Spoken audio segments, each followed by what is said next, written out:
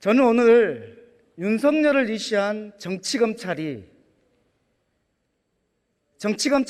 전쟁을 선포하는 심정으로 이 자리에 섰습니다. 정치검찰의 선거 개입은 민주주의에 대한 도전입니다. 국기문란에 대한 중대한 범죄입니다. 저는 고발 사주 사건의 고발장에 유일하게 등장하는 더불어민주당 소속 정치인으로서 정치검찰의 공작을 낱낱이 밝히고 그 대책을 말씀드리려고 합니다. 총리님 나와주십시오. 네, 총리님, 저에게 왜 그렇게 검찰로부터 미움을 받고 탄압을 받느냐라는 질문을 자주 합니다. 왜 그런지 아십니까? 정확하게 모르고 있습니다만. 예, PPT 1번 보겠습니다. 여기 보면은 결국 고발장의 내용입니다. 결국 황희석, 최강, 민병덕은 민변 출신이고 민병덕발 검찰 때리기 방송 보도가 이루어지면 황희석, 최강욱이 이를 그대로 받아 확대 재생산하는 역할을 했고 유시민 역시 범행에 적극 가담하였던 것이 틀림없습니다. 이렇게 쓰여져 있습니다. 이 세 명의 공통점이 무엇인지 아십니까? 민변 소속입니다. 그리고 2020년 4월 달에 21대 총선에 출마했던 후보자라는 것입니다. 그래서 탄압을 받는 겁니다. PPT 2번 보겠습니다.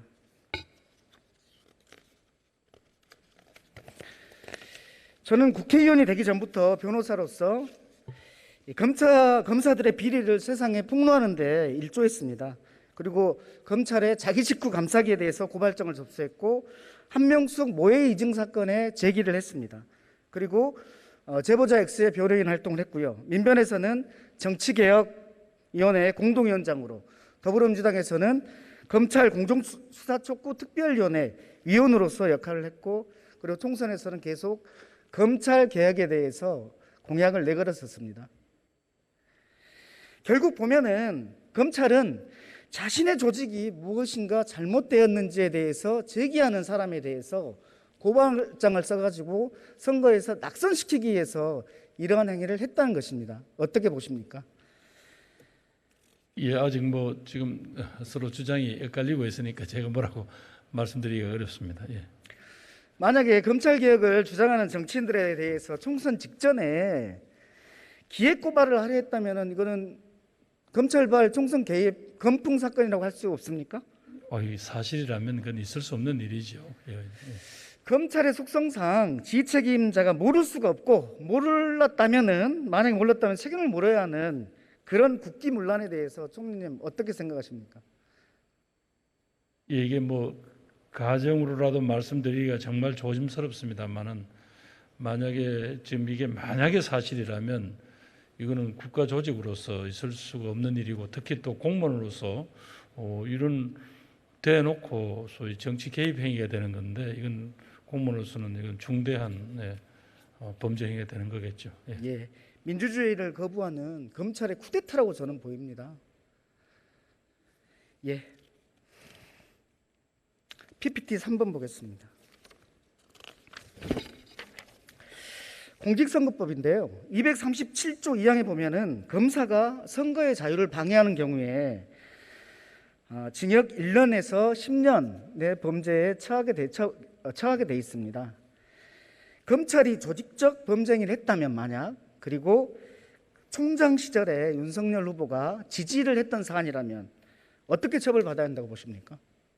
의원님, 이렇게 가정을 근거로 해서 질문하시면 제가 답변하기 어렵습니다. 특히 정부를 네, 대표해서 나와 있는 입장에서. 예.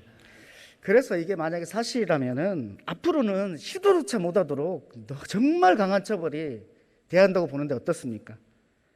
네, 그도 말씀드리지만 이게 만약에 만에 하나 이게 사실이라면 이건 워낙 엄청난 사건이 돼서 이 문제에 대해서는 기강을 세우지 않을 수 없습니다. 예. 네, 자료 돌아가 주십시오. 네. 법무부 장관님, 네, 나와 주십시오. 네, 장관님, 네. 지난 월요일에 법사위 긴급 현안이 있었죠? 예. 그때 이렇게 말씀하셨습니다. 사실관계 규명에 시간이 오래 걸리지 않을 것이다. 추가로 밝혀진 게 있습니까? 더 소상한 말씀을 드리기 좀 어려운 점을 이미 이제 공수처에 의한 수사가 개시된 상황이어서 그 점 좀 이해해 주셨으면 좋겠습니다. 대정부 질문이니까 좀 말씀해 주시면 좋겠는데. 아무튼 오늘도 압수수색이 재집행이 되는 걸로 알고 있고요. 공수처에 의해서 대검에 의한 진상조사도 계속 진행 중에 있습니다. 좋습니다. 이 사건 핵심은 고발장 누가 작성했느냐 아닙니까? 고발장을 누가 작성했느냐? 예, 물론입니다. 네. 그 고발장에 실명 판결문이 첨부되어 있기 때문에 그 실명 판결문을 열람했던 사람이 고발장 작성에 관여했다고 볼 수 있지 않습니까? 그렇게 추정함이 마땅합니다.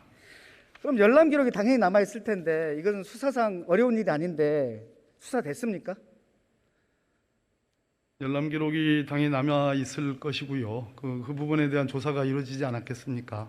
그러나 그때마다 다 그러한 수사 내용을 경과를 다 낱낱이 밝히는 것은 또 별개의 문제라고 생각합니다. 예, PPT 4번 보겠습니다. 고발장이 전달된 경위를 정리해 보겠습니다. 장관님 보시면 손준성 검사가 고발장의 내용이 윤석열, 김건희, 한동훈의 명예가 훼손되었다. 이분들이 피해자입니다. 그런 취지의 고발장을 김웅 의원에게 전달했습니다. 그러면은 윤석열 총장의 동의나 지시 없이 이것이 가능하다고 보십니까? 핵심적인 수사 대상입니다. 그렇죠. 범죄에는 범죄 동기가 있다고 하던데 맞습니까? 대체로 범죄의 동기는 규명하려고 하는 것이 정상입니다. 손준성 검사에게서 김웅 의원에게 갔다라는 것은 물증으로 나왔는데 그러면 손준성 검사가 이것을 한 이유가 윤석열 총장에게 잘 보이기 위해서라고 생각하십니까? 그래서 제가 답변할 사항이 아닌 것 같습니다. 예, 상식적으로 판단하면 될 문제라고 봅니다, 저는.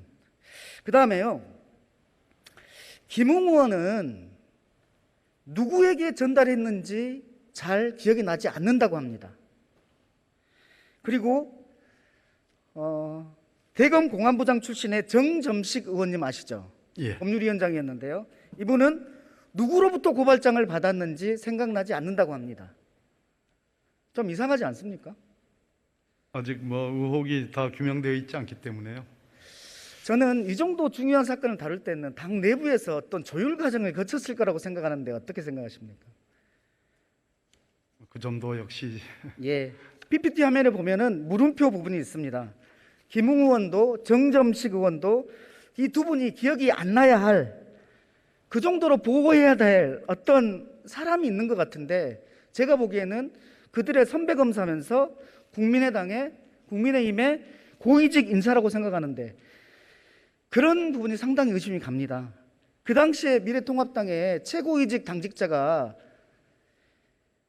공안검사 출신의 당직자인데요. 그분도 수사 대상에 포함되어야 한다고 생각하지 않습니까? 어쨌든 수사기관에 이제 지금 몫이 됐습니다. 그런 측면에서 공수처가 엄정히 수사할 것으로 그렇게 기대하고 있습니다. 제보자 조성은 씨는 자기가 받아가지고 어디에도 전달하지 않았다고 합니다. 정점식 의원은 보좌관으로부터 받았다고 합니다. 정점식 의원이 누구로부터 받았을까요? 저는 김웅 의원으로부터 받았을 수도 있지만은 김웅 의원이 아닌 손준성이라든지 또는 그 다른 검사로부터 받았을 수도 있다고 생각합니다. 그 부분에 대해서도 수사해 주시겠습니까? 규명해야 될 지점입니다. 그리고 마지막 부분인데요. 김웅 후보가 제보자에게 이렇게 말했다고 하죠. 대검에 접수하라. 중앙지검은 안 된다. 그런데요. 이 당시 조모 변호사 국민의힘 법률자문위원인데 이분이 최초에 쓰기에는 어떻게 썼냐면 서울중앙지검을 관할로 썼습니다. 그런데 밑동당에서 제출된 서류에는 대검으로 되어 있습니다. 딱딱 들어맞지 않습니까? 아무튼 여러 의혹이 있는 건 맞습니다. 예, 이 부분에 대해서도 수사해 주십시오.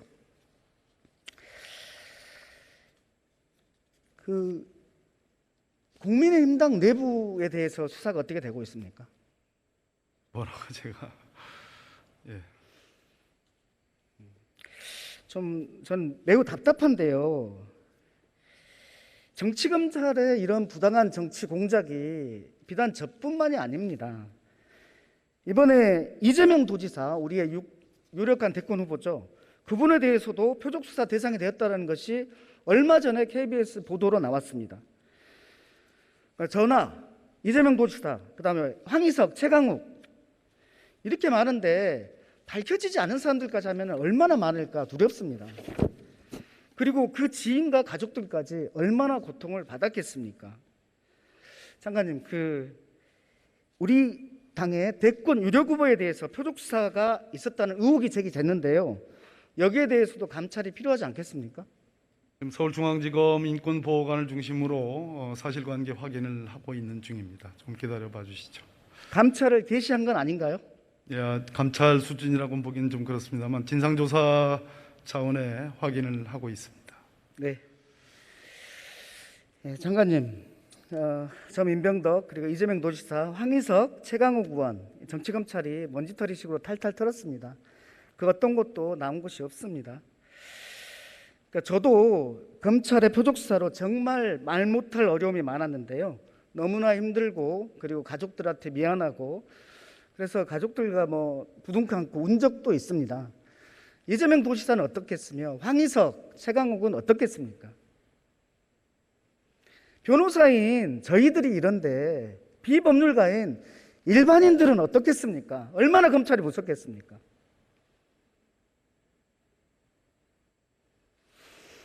네, 바로 그런 지점 때문에 검찰개혁에 대한 국민의 염원이 큰 것 같다. 네, 반드시 해야만 한다고 생각합니다.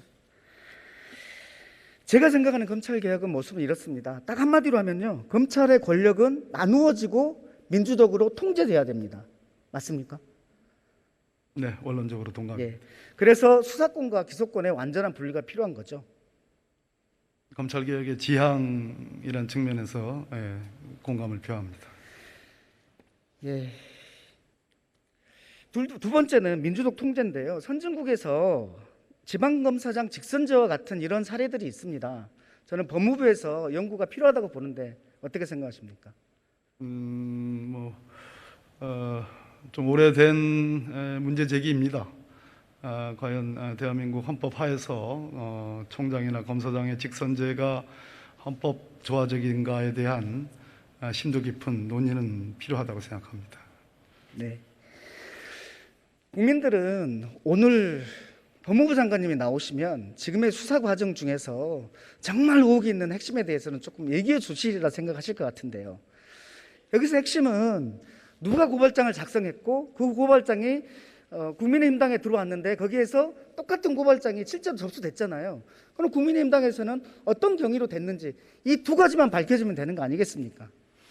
민병도 의원님 조금 답답하시겠지만 제가 보기에는 현재 이 수사 진행 속도나 상황 그런 것이 결코 걱정하시는 만큼 그렇게 답답한 상황은 전 아니라고 생각합니다.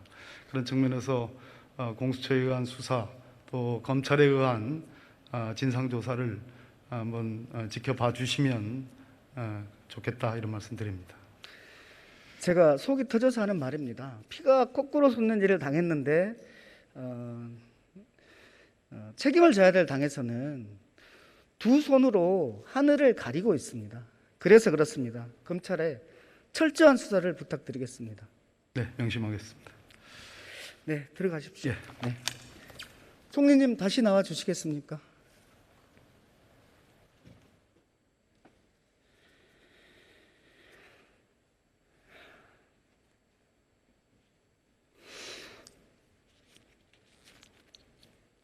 민생과 관련된 질문 하나만 드리겠습니다.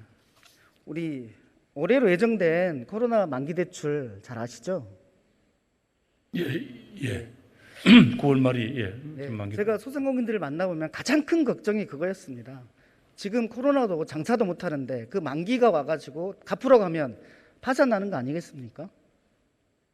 지금 두 차례 만기 연장을 네, 해주었는데 알고 있습니다. 아마 또 지금 아직 그 어려운 상황이 해결되지 않고 있기 때문에 아마 수요일 정도인가 목요일 정도에 경제부총리를 비롯한 요 대책 회의를 통해서 아마 여기에 관한 정부 입장을 밝힐 것으로 그래 알고 있습니다. 예, 거기에 꼭 이게 들어가야 됩니다. 대출 만기 연장 들어가야 되고 원금 상환 유예가 들어가야 되고요. 이자 상한 유예까지 들어가야 됩니다. 여튼 그렇게 좀 예, 부탁을 의원님의 드리겠습니다. 그런 현장을 그건 저의 살피신 부탁이 아니라 현장에서 나오는 예, 예. 절절한 얘기입니다. 의원님께서 전해주시는 그런 현장의 목소리를 경제관계 장관들께 전달하도록 하겠습니다. 예. 그다음 총리님, 코로나로 인한 행정명령 때문에 손실보상해야 된다라는 법이 입법되었죠. 네, 그렇습니다. 예. 10월부터나 손실보상이 되기 시작합니까? 언제부터 됩니까? 7월 7일 요법 공포 이후부터 이제 적용이 되는데요. 예. 저희들로서는 지금 여러 가지 세세한 준비를 해서 가능한 한 요 시행령이 공포되는 대로 바로 지급을 할 수 있도록 그 준비를 철저히 해 나가겠습니다. 다만 이제 워낙 많은 분들이 대상이 되고 또 개개인의 피해 정도라든가 이런 거 산정에는 아무래도 서로 간에 논란이 있을 수밖에 없어서 그런 부분들을 가능한 한 줄이도록 노력을 하고 있습니다.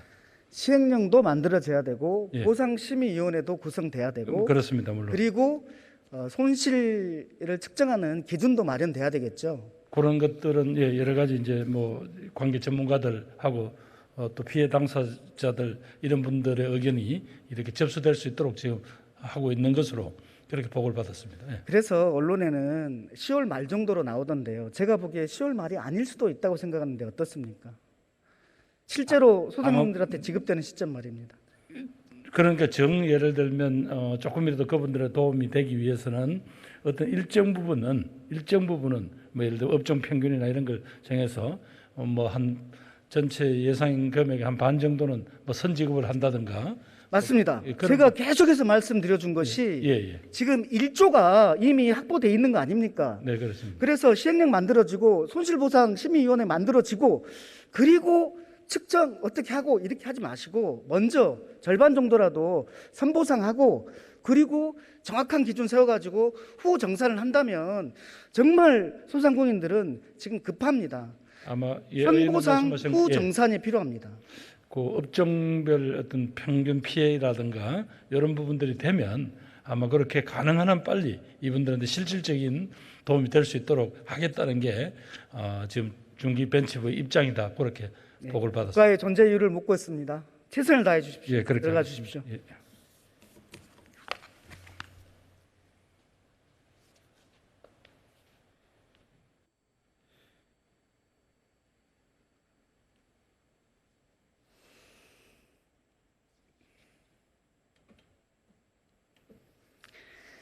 예, 국민 여러분, 코로나로 많은 분들이 힘들어하고 계십니다.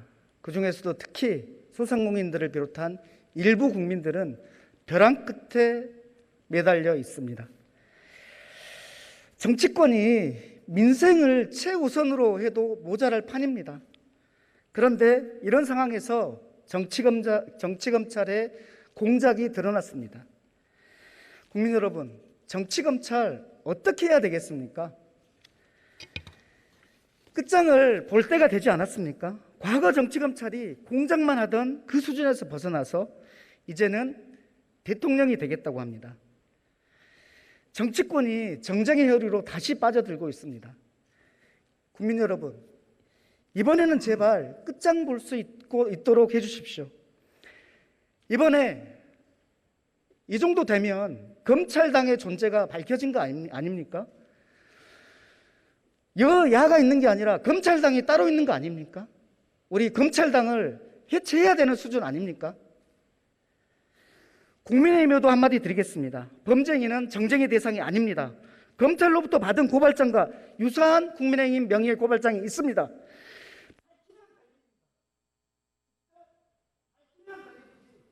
손바닥으로 하늘을 가리지 마십시오. 공당의 역할을 충실히 해주십시오. 감사합니다.